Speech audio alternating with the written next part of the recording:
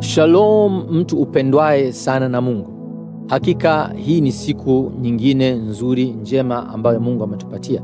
Mungu ninayemwamini na kumtumikia ni Mungu mwema, Mungu mzuri, Mungu ambaye anafurahishwa na kufanikiwa kwako. Unajua yeye anakuwazia wewe mawazo mazuri. Na ndio maana kila siku anakufundisha neno lake ili upate kujua ni nini ulio wajibu wako, nini zilizo haki zako.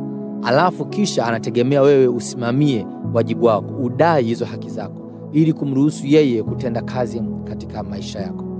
Neno la Mungu linasema katika kitabu cha Warumi sura ya 8 mstari wa 37, lakini katika mambo haya yote tunashinda, na zaidi ya kushinda kwa yeye aliyetupenda. Neno linasema katika mambo hayo yote tunashinda, tena hata zaidi ya kushinda. Unajua huu ni ujumbe ambao Mungu anautangaza kwako, ya kwamba katikati ya changamoto unaoipitia sasa, katikati ya mambo magumu ambayo unakutana nayo sasa, sio tu atakuvusha, lakini atakuvusha katika namna ambayo ukitoka upande wa pili wewe mwenyewe utashangaa, lakini bado yale uliyopitia yatakuwa yamekuinua katika viwango vingine. Kuna habari moja katika Biblia inayoelezea mfano huu katika namna nzuri zaidi. Neno linasema katika kitabu cha Mwanzo ya kwamba kulikuwa na mtu anaitwa Isaka. Na kwa kipindi fulani Isaka alikuwa anakaa katika nchi ambayo ilikuwa na ukame. Na katika ile nchi bidhaa zilikuwa haziendi, biashara ilikuwa ifanyiki, mimea ilikuwa inasinyaa, wanyama walikuwa wanakufa kwa sababu ilikuwa kipindi cha ukame.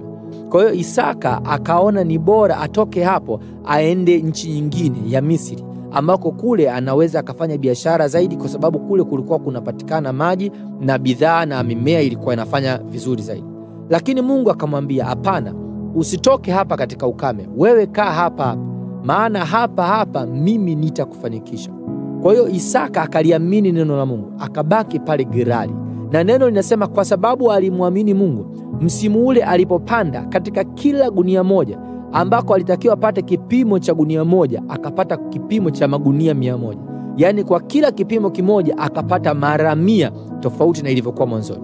Neno linasema kwa sababu alistawi katika ile mavuno yake, akaanza kununua wafanyakazi wengine, akaanza kununua mifugo mingine, maana majirani waliomzunguka walikuwa wamezungukwa na ukame, lakini yeye kwake kuna ubichi, yeye kwake mimea inakuwa, wanyama wanaongezeka, watu wakaanza kufanya biashara naye. Isaka akafanikiwa, akawa tajiri.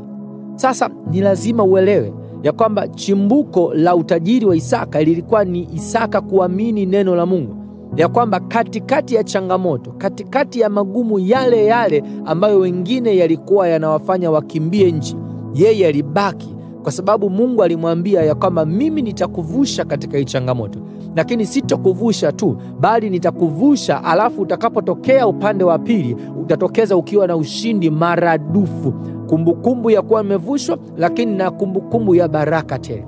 Na hichi ndicho Mungu anasema juu ya maisha yako siku ya leo, ya kwamba katika mambo haya yote yeye atakufanya wewe sio tu kushinda, bali kuwa zaidi ya washindi. Yeye atakubariki zaidi ya unavyoweza eleza. Katikati ya changamoto unazopitia, Bwana atakupigania, Bwana atakuvusha, alafu atakapokutokelezea upande wa pili atakupa na ushuhuda wa kusimulia watu wengine kuhusu wema wake.